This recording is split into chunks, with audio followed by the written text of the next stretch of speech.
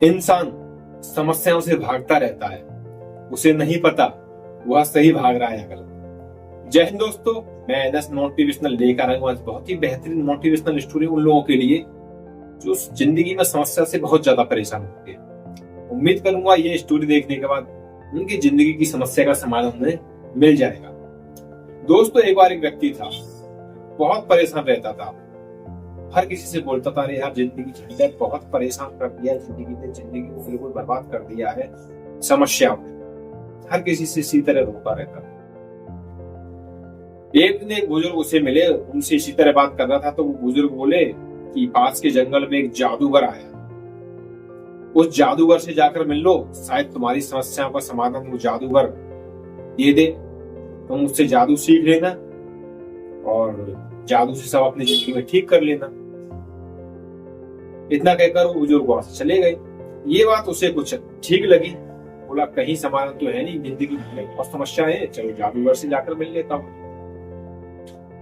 वो जादूगर के पास गया और जादूगर के लिए कुछ भेंट भी लेकर गया।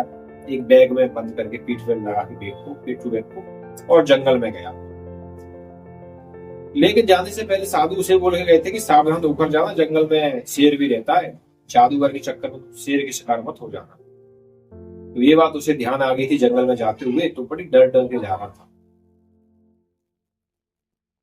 जब ही अचानक उसके रास्ते में एक व्यक्ति आता है और वो वही जादूगर था। तो उससे पूछता है कि बोला आप कहाँ घूम रहे हो जंगल में? वो बोलते हैं, बोला मैं जादूगर, मैं यहाँ जंगल में घूम रहा हूँ, यहीं रहता हूँ। बोला आप कहाँ घूम रहे हो? जादूगर उस व्यक्ति से पूछता है। वो व्यक्ति बोलता है, बोला मैं तो आप ही के पास आया हूँ, मैं आपसे जादू सीखना चाहता हूँ, मुझे क्या आप जादू सिखाओगे?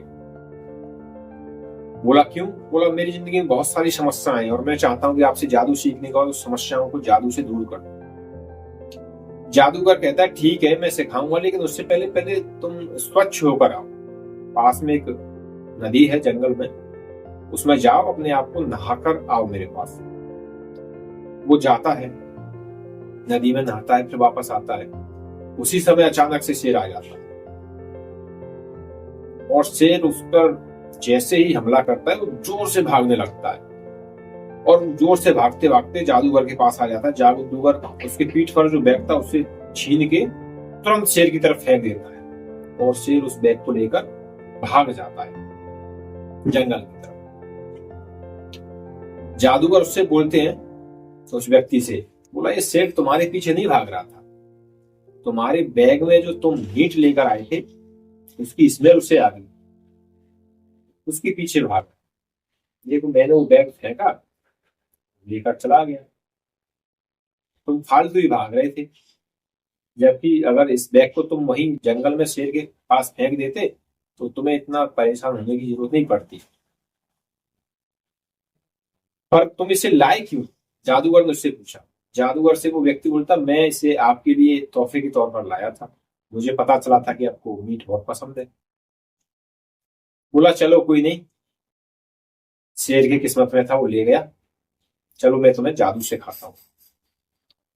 तो व्यक्ति बोलता है, नहीं मुझे तो जो जिंदगी का जादू सीखना था मैं सीख गया, आपकी बातों ने मुझे जिंदगी का रहस्य बता दिया है।